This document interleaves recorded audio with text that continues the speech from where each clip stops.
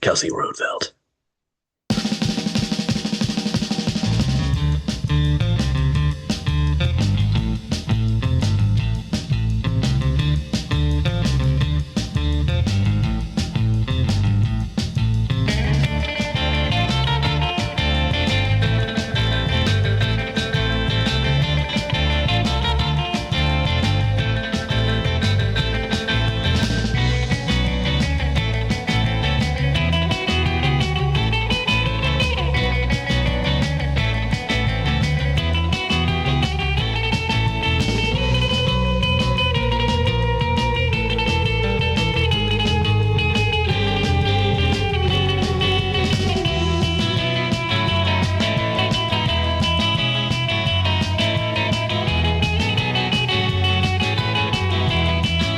Hey, Kelsey, how are you? I'm good. How are you, Alan? I'm doing fine. Thank you for joining me tonight. Yeah, thank you for having me. Of course. I wasn't sure if you mentioned that you were more involved with the business side of caricature, which is really fascinating. Do you do caricatures at all yourself? So my husband is a caricature artist. He's been doing Okay. caricatures for about 25 years. And so I've done a lot of observation and I'm trying to learn, but I was never the kid that was like sketching on notebooks all the time or like doodling on things. So it's kind of an entirely foreign language to me. Oh, Um, wow. so I'm dabbling, but I'm nowhere near,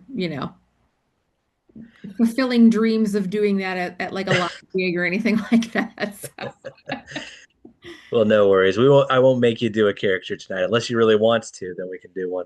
I mean, if you want to be horrified. I'd love to be horrified. You were recently, well, you just got back probably from ISCA, right? Yes, How was it?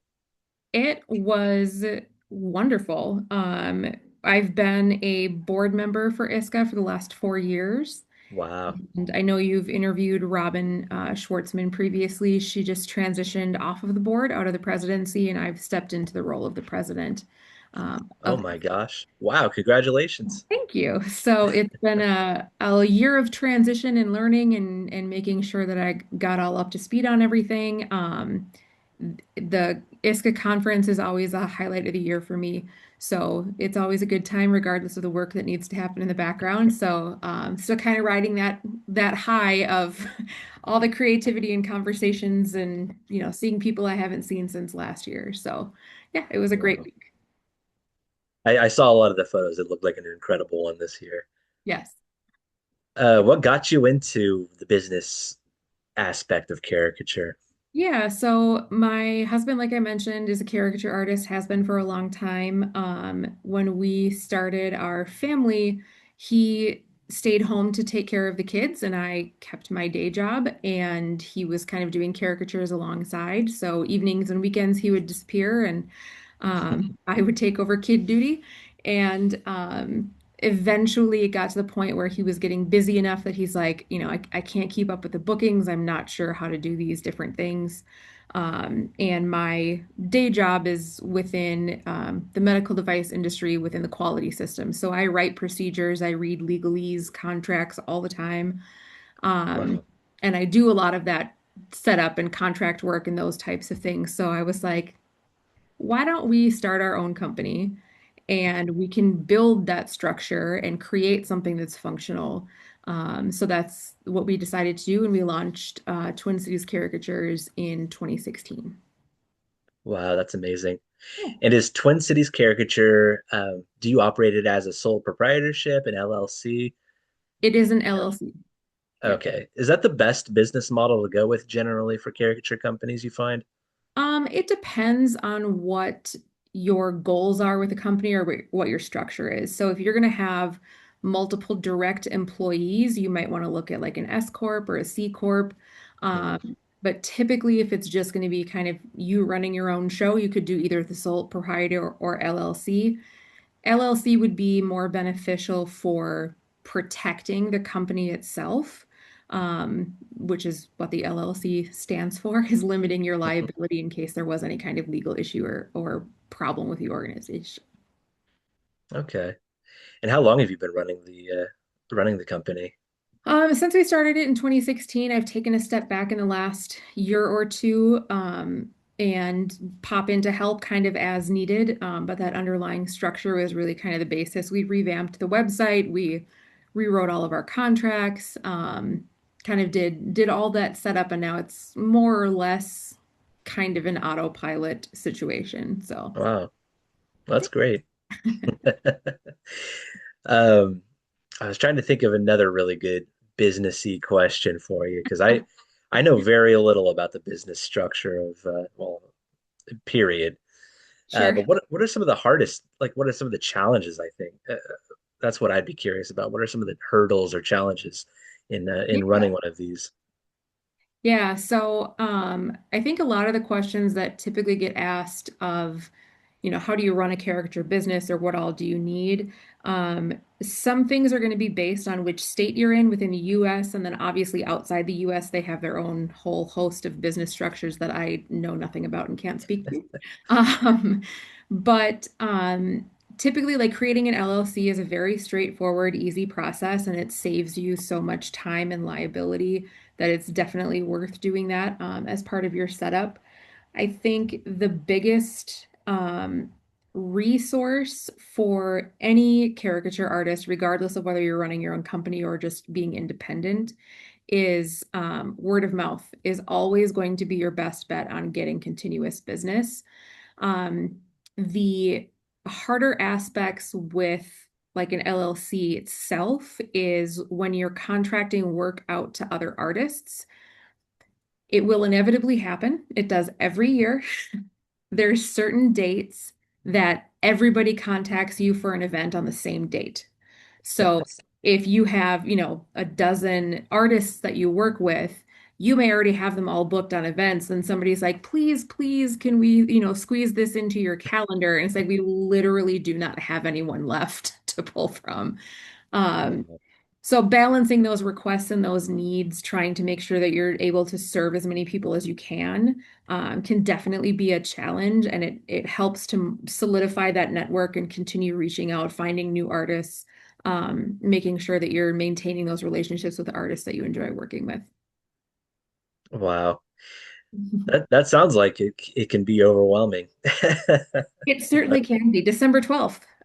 Tomorrow is a big day for a lot of events here. I'm based in Minneapolis. So here in Minnesota, apparently a lot of companies are doing their holiday parties tomorrow. So that was Oh, an exciting day. And there's always dates in the summer. Any given Saturday in the month of June is usually swamped. So yeah, right. it's kind of a unique circumstance.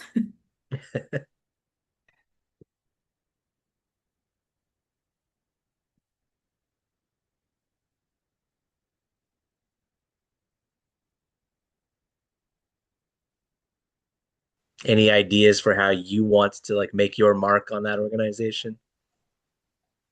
Um, it's funny, we've had this conversation with the rest of the board members and kind of, how we want the next year to go. I think that um one of the things that ISCA has historically been challenged with is kind of changes in social structure and changes in social responsibility, I guess I would say, as a category. So there's been a lot of growth and changes, and it's always been a member-based and member-focused organization. Hmm. So we need to respect all of the members that we have, everyone that we serve, everyone within the caricature community. And part of that is kind of evolving and adapting to things that are changing within society as well. So we've put a lot of effort into that. I think another aspect is that our board members are all volunteers. So we do not get paid for the work that we put into the organization. Um, Wow. so it really is a commitment of, I genuinely want to make improvements. I want to make things better. I want things to continue to be successful. We want the organization to be around for years to come. But I think that historically we've also had, because it's a member-based organization and it's volunteer members that are making up the board of directors, there's just a lot about being a 501(c)(6), being in that nonprofit space, what the rules truly are, like what is our legal requirement, right? So becoming more adept at those things and kind of learning the things we never know that we needed to know has been a little bit of a struggle over the last few years. I think we're finally in a very solid and good position. We just hired a new executive director last year, and she has been absolutely phenomenal. She can run an organization in her sleep, which has been infinitely helpful. And being able to have someone in that role to really say, nope, this is a requirement because of this, and here's what we need to do going forward. So I think we're on a really good path within the organization. I don't necessarily have like, I want to implement this specific policy or change this specific function. I think my main goal for this next year is to just make sure that we have all the procedures and everything in place that we are required to have, and that we get really, really good at what we're currently doing before we start adding in other, like, let's start this project or add in this program. We need to be solid in those basics and then be able to move forward and grow from there. That makes a lot of sense. I'm sure it's a lot of stress whenever you're a volunteer put into these kinds of positions where you have to, I don't know, guide this organization and shape its role. And and you have a whole other career. I This do. be Yes. wow. Yeah. Um, what do you think? One of the things you said stuck out to me too. What do you think are some of the best things that are the most worth preserving, I suppose, with ISCA in its current incarnation? What are the things you're really hoping will last? Yeah, I think the no-brainer is the conference. Yeah. It we talk about it all the time as like it's our annual family reunion. And it truly does feel that way. Like you walk into the room and you're like, "Oh, I haven't seen you in a year. We haven't connected in a couple months," those types of things. It's just a really great way to stay connected within the community. So I think that that's a very pivotal portion of what we do. We've also revamped a few of our like the way we present articles, and we document different like artist spotlights or events within the caricature community. We're getting much better at bringing more visibility to those things. Um, Mm, and I think that that's important to do. There's courses and classes and online training and all kinds of things happening all the time that people don't necessarily know about. So being able to highlight those members that are leading classes and that are doing those different activities, I think is very important also. Um, mhm. and one of our other missions is to really educate the public more about the art of caricature itself. I think a lot of people have in the back of their mind, like, oh, they're going to make you look really ugly, or, they're supposed to be super offensive. And there's a whole array of artistic styles that caricature artists have. Some go into like super extreme, you can't tell where one person ends and another person starts. And there's others that kind of do more of a cartoony, cutesy, and anywhere in between. So I think that truly helping just the general public understand like it's a caricature, it's not a portrait. And each artist style, like if you walk up to a booth at a county fair or somewhere that they have their examples out, like no going into it, that's what you're going to get. So like if you're like, I don't know that I really like that style, you need to be cognizant of that too when you're sitting down in the chair. And it's truly no one is trying to be cruel, right? So I think that just the education piece there is like they're trying to have fun. They're trying to like find something about you and just exaggerate it and make it look different, make it unique. And it's not meant to be a criticism. It's really meant to celebrate the different features of your face that make you you and make you different from everyone else. So truly getting that message out to the community and the general public, I think is really important as well. That sounds like a great idea. Great work. Do you have any favorite styles of caricature? I'm very used to my husband's style, so he's more of like the cuticature variety. Um, Okay. I think I've gained much more appreciation over the last few years since I've been more involved with the organization in the abstract style is very interesting to me. Being able to see it looks like a chalk smear across a sheet of paper, and you're like, oh my God, that's Ben. Like, it's crazy the different things that people come up with that bring that likeness across with such minimal lines or minimal features or just very random blurry shapes.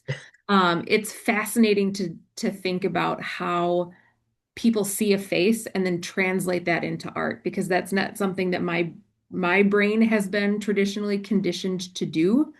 So I can understand like the creative concepts, but how they get that to translate onto paper or into a digital format is just beyond fascinating to me. Yeah. Uh, do you, with your company, do you do just events or do you also do theme parks? So Like what we kinds of things do you? Oh, sorry. Yeah, we don't, no, you're fine. So we don't do theme parks. The local theme parks to us have booths, and we know the people that run those booths. So like Okay. a lot of the caricature artists in the area are very familiar with each other. So it's a very small community. It's kind of like once you know a handful of people, you kind of know everybody. Um, so specific to our company, we do a lot of events. We talk about it as if there's a gathering of people, you should have an artist there. So anything from birthday parties, bar mitzvahs, bat mitzvahs, wedding receptions, corporate events. I mean, literally any gathering of people.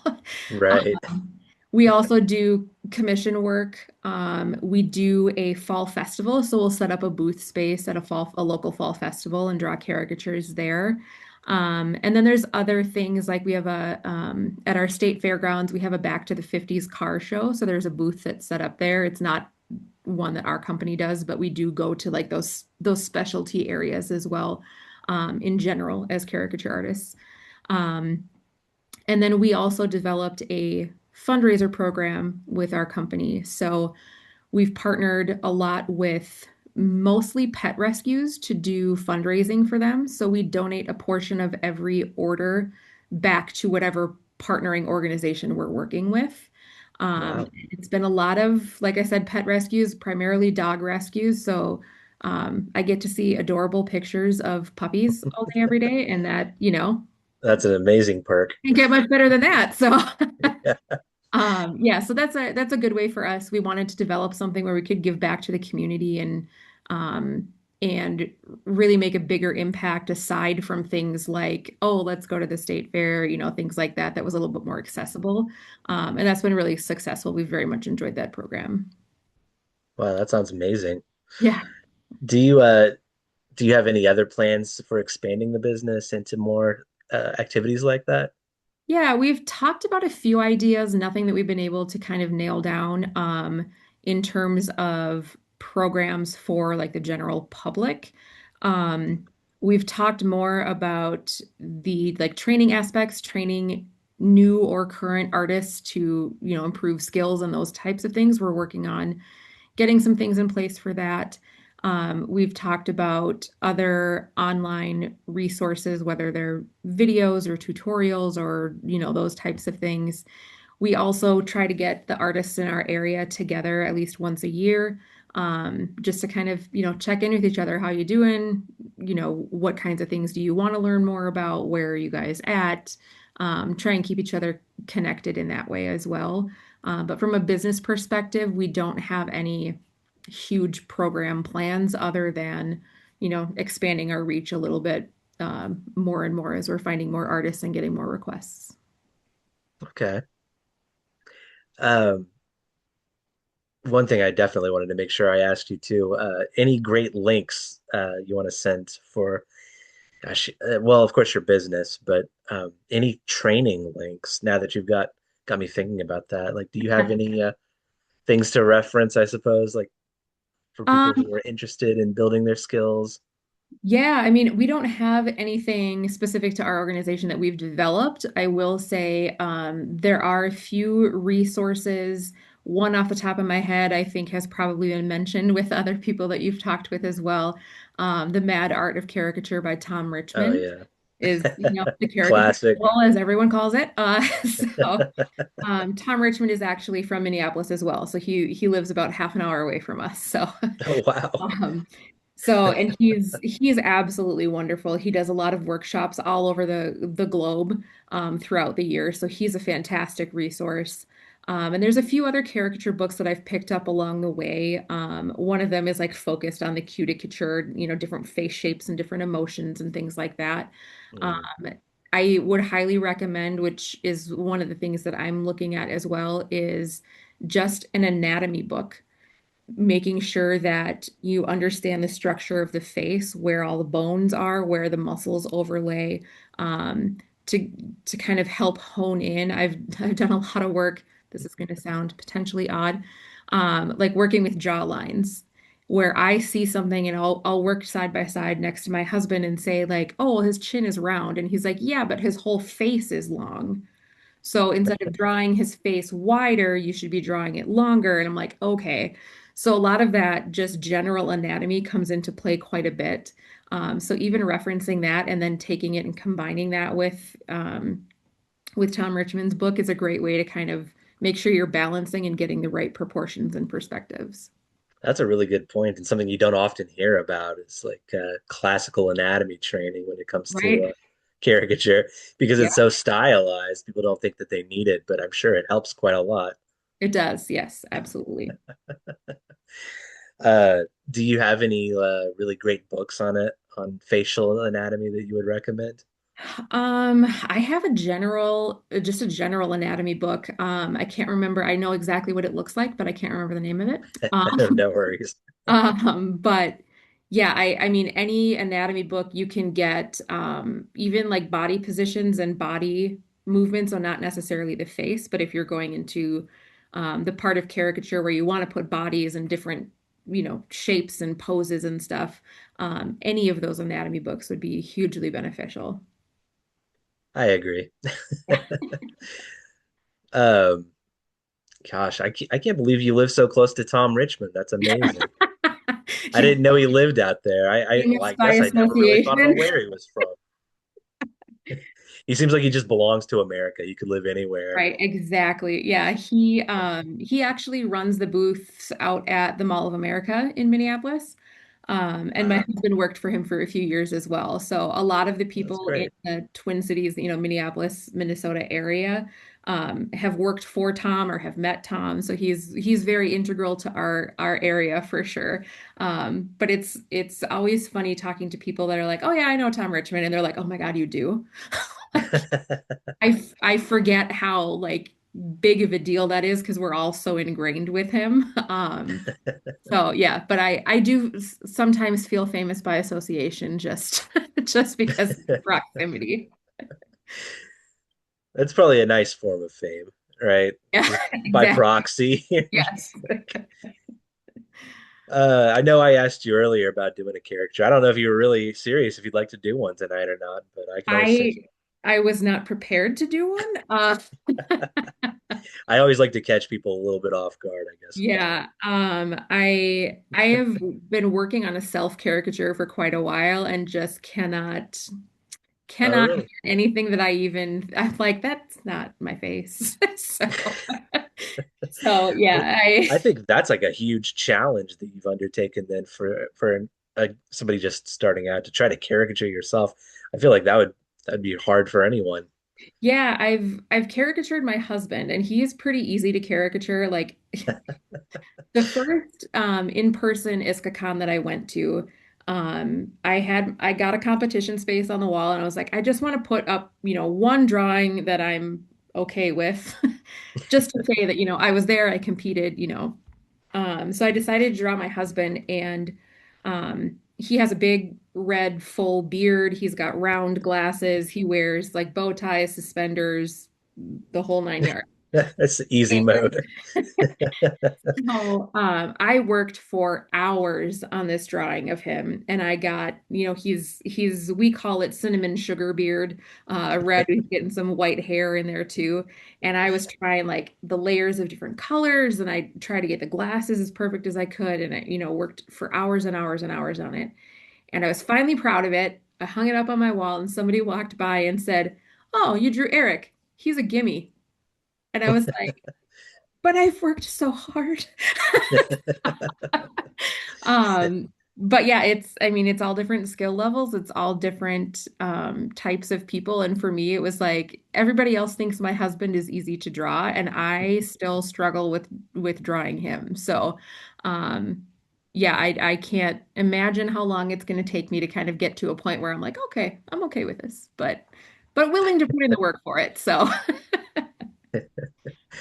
I feel like a lot of this is just a random observation. Now that you got me thinking about it, I feel like a lot of caricature artists all fall into two kinds of categories. Either they themselves look like they're a caricature, like yep. walking around, or it's almost like they're immune to caricature or something. Like they have some weird thing about them where it's like, gosh, this would be really hard to caricature that guy. Yeah, there are faces that I've heard from numerous people that are like, I cannot draw this person. Like there, and it's interesting to hear different perspectives as to why. Like some people Yeah, that's explain interesting. it as like there's nothing unique enough. Like everything is so proportional and quote unquote normal that it's like I don't, if I exaggerate anything, it's going to look weird, right? And then there's other people that are like, there's so many things, I can't narrow it down because they do look like a caricature already. And then it's like, well, I don't do portraits, so what am I really gonna, pull from?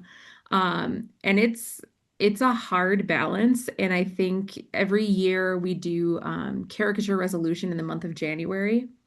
Hmm. So there's a group that sets up the caricature resolution list, and they've been partnering with ISCA the last few years to share the list to a wider audience. And there's inevitably at least one or two faces every January that people are like, I had the hardest time drawing this person. Like, I cannot figure it out. And for all the creativity and all the different styles and everything, it's still surprising to me that there's just those certain faces that are just a challenge. And very interesting to hear why they think it's such a challenge. When I spoke with Don Pinsent, who you probably know, Yes. uh, he mentioned that his idea of the hardest, I think, was a young William Shatner. No. Because it's like, what? Yes. And when he said that, I thought to myself, I'm like, yeah, it would be really hard to carry. But thankfully, he got older, and now he's Right now he's got wrinkles and caricaturable. contour and yeah. Yes, absolutely. Yeah, Don is wonderful and he has such a beautiful style Yes, I with agree. his pencil sketches, and he did a very unique thing at this last con where he used black paper and used a white pencil. So it was kind of like Oh a wow. reversed caricature image. And that was really fascinating to see him. He's like, I've never tried it before, I just thought I'd give it a shot. I'm like, okay. So, but yeah, he's a very, very fun guy. He's also on the board of directors for ISCA. He's one of our two Canadian board members, so he's representing the North for us. Any chance that the next ISCACon will be up in Canada? Or do So you think we that'll all be? we have our 2026 site already secured. Oh, you So do. yes, so we usually are working about a year and a half ahead. Oh, Um, cool. so right now, the 2026 ISCACon is going to be in Kissimmee, Florida. Oh, And wow. um, the 2027 location, we're currently sending out requests for bids from different facilities and sites and locations. So we'll see how those shake out. We have a very specific set of parameters. It's interesting to walk into a hotel and say, "Can we use painter's tape on all of your walls?" And also, we're going to be in here 24 hours a day. And also, we need, you know, it's a very unique list of things as opposed to like when you think of a business conference or like an association meeting or things like that. We have a very unique set of requirements. So it can sometimes True. be a challenge to find a wide variety of locations, but that's certainly something that we would like to expand where we're able to be located for our conference. Wow. Kissimmee, Florida is a lot closer to me, so I'm thinking I to myself, I mean, might be able to make it. there's early bird pricing until February 14th. Just saying. Good point. Yeah, good point. Did you have any what were some of the most memorable events to you from the last con? Well, the most recent one, just that way. Um, I think that this year, we had a really strong group of speakers for our Mm. different sessions that we had. My personal favorite, because I am also kind of like a psychology dork, um, was a presentation from Jacob Shaw.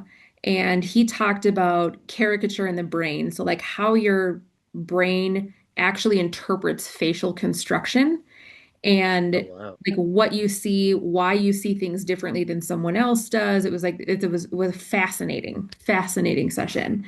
I think that overwhelmingly we got more feedback on his session and how much everyone enjoyed it. And it was a very different type of session than we've had in the last several years. So that was very unique. I was able to take part, I won't do any spoilers, but I was able to take part in his presentation in a very unique way. And that was just kind of fun to be kind of in the know as to what was happening during the presentation and kind of seeing it all play out with our members. So That's um, awesome. that was really fun. And then my favorite moment every year. Um, all of the artwork needs to be on the wall by Thursday of con week at 3 o'clock. Everybody can clean up the space until 4 o'clock, and then everybody gets kicked out. So after that point, all the artwork is up, and then the board has some work behind the scenes that they need to do and, verify all the walls and all that kind of stuff. But it's that moment when everybody clears out and that space has been, you have blue tape, painter's tape lines all around the room. And otherwise, it's that bland beige wall color everywhere. And then all of a sudden, in the last hour and a half, you've seen all this artwork go on the walls, and you have like that quiet moment where you just kind of look around the room and it's like this magical, awe-inspiring, like, look at what we transformed this space into. Like, this is crazy. And just seeing all of, like we talked about before, all the different styles, all the different materials people use, the creative ideas that people had, how they represent other people.